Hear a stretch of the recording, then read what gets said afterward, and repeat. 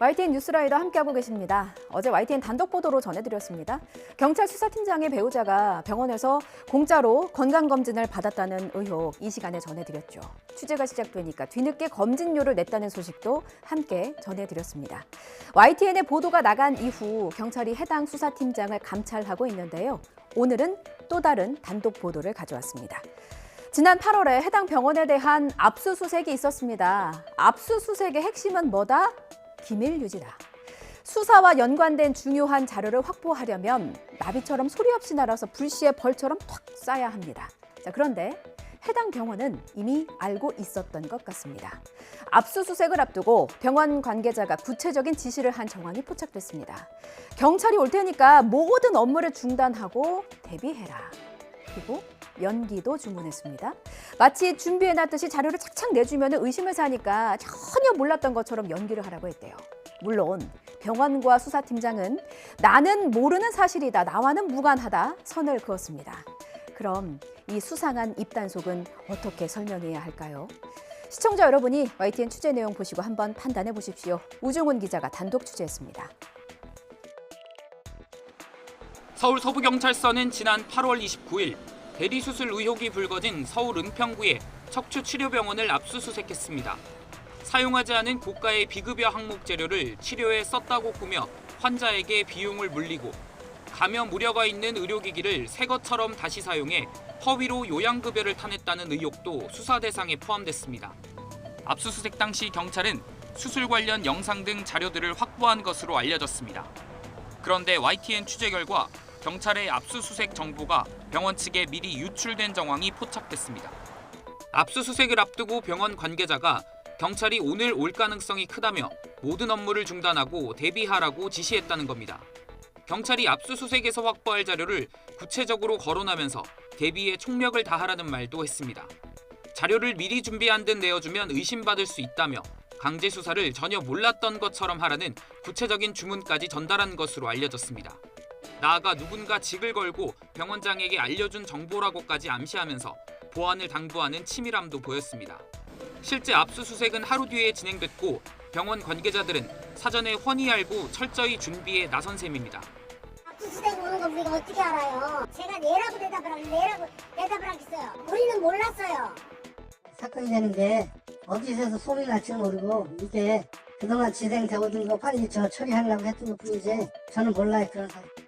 대리수술 의혹을 수사하는 서부경찰서 사건 책임자 역시 압수수색 정보 유출은 있을 수 없다며 법과 원칙에 따라 수사하고 있다고 밝혔습니다. 압수수색은 물증 확보를 위해 밀행성이 생명으로 수사방해 의도가 인정될 경우 사법 처리 대상이 될 수 있습니다.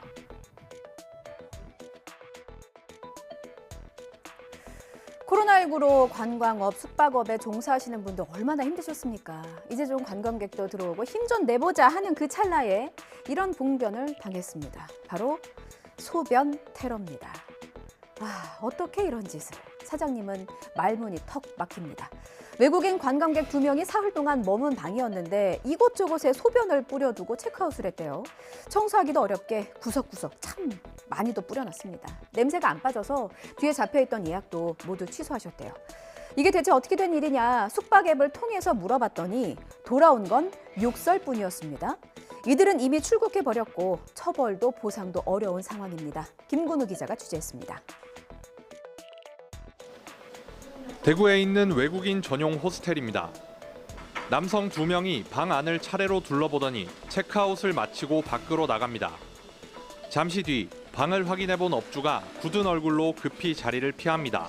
사흘 동안 방을 썼던 외국인 투숙객이 방 안 곳곳에 소변을 뿌려둔 겁니다. 너무 수치스럽죠. 이제 인간으로서 어떻게 방을 이렇게 놓고 뒤에 저를 어떻게 생각하고 저희 방에다 이런 짓을 하고 갔나.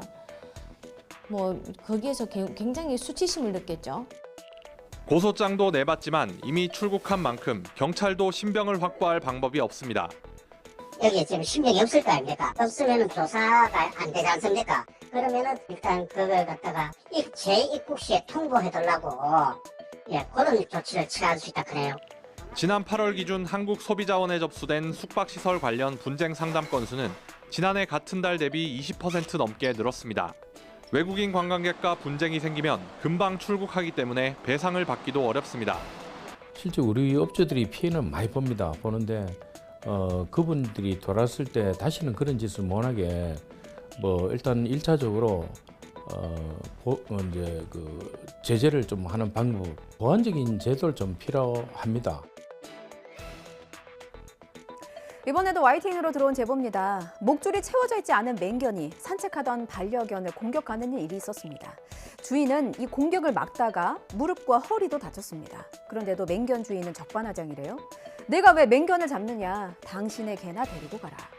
과거에도 다른 반려견을 공격해서 죽였던 맹견인데도 견주는 여전히 목줄을 착용하지 않았습니다.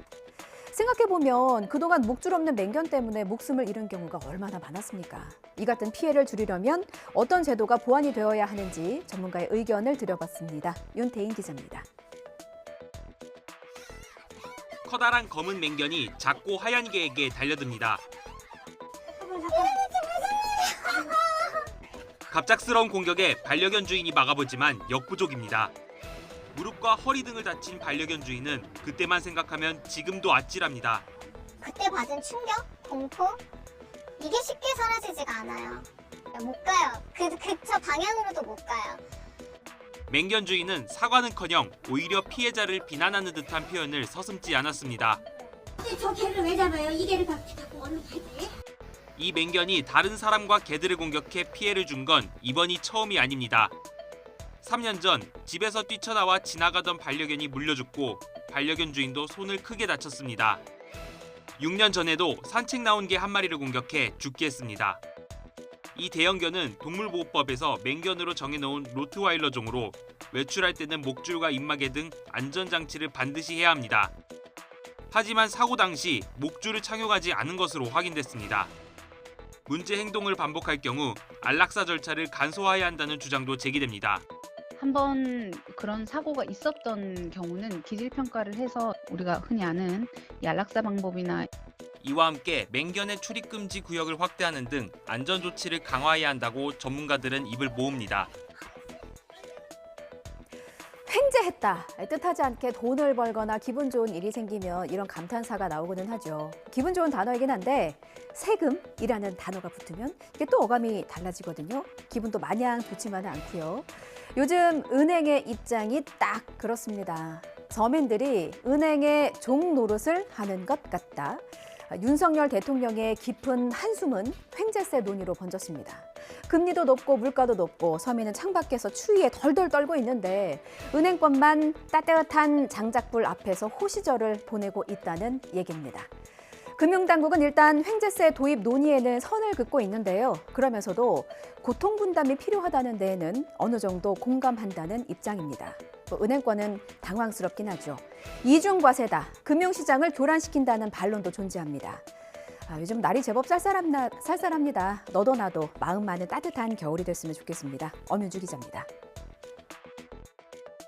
죽도록 일해서 번 돈을 고스란히 대출 원리금 상환에 갖다 바치는 현실에 마치 은행의 종노릇을 하는 것 같다며 깊은 한숨을 쉬셨습니다. 우리나라 은행들은 갑질을 많이 합니다. 그건 왜 그러냐면 그만큼 우리나라의 은행 과점 상태, 이것도 일종의 독과점이에요.